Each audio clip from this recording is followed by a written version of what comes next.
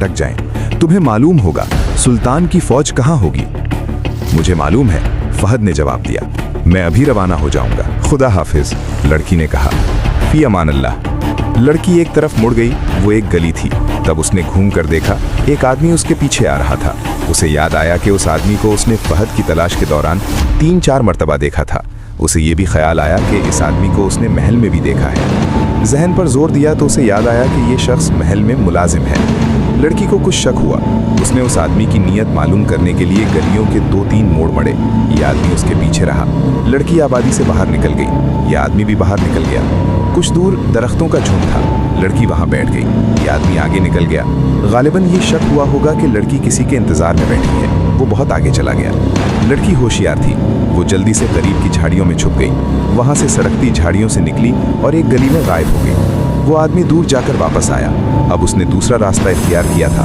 उसे तवक्को थी कि लड़की के पास कोई आदमी बैठा होगा, मगर उसने करीब आकर देखा, वहां लड़की नहीं थी। उसने इधर उधर देखा, लड़की का नामो निशान नहीं था। लड़की अपने घर पहुंच चुकी थी।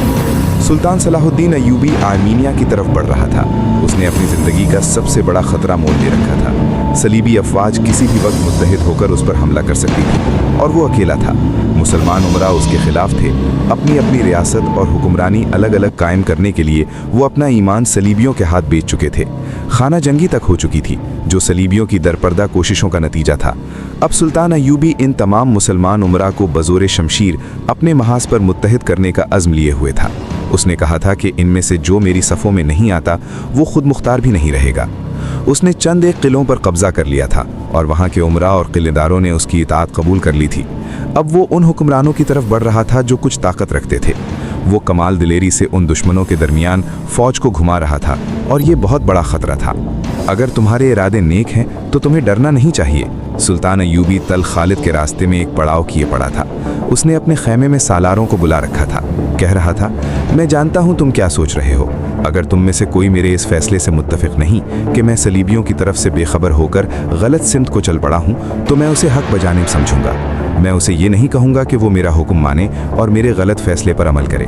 मैं उसे यही कहूँगा कि वो मेरे मकसद को समझे और दिल से तमाम खौफ और वसवसे निकाल दे। हमारी मंजिल यरूशलेम है, बैतुल मक़दस, क़िबला अव्वल। खुदा ने हमें इस कड़ी आजमाइश में डाल दिया है कि हमारे भाई ईमान फरोश निकले। उन्हें क़िबला अव्वल नहीं, हुक्मरानी चाहिए। याद रखो मेरे रफ़ीको, जब तारीख़ लिखी जाएगी तो इसमें यह तहरीर होगा कि हमारे दौर की फ़ौज बुज़दिल और नाअहल थी। शिकस्त की लानत हमेशा फ़ौज के हिस्से में आती है। हुक्मरान अगर कुफ़ार के दरपर्दा दोस्त हुए, आने वाली नस्लें फ़ौज पर लानत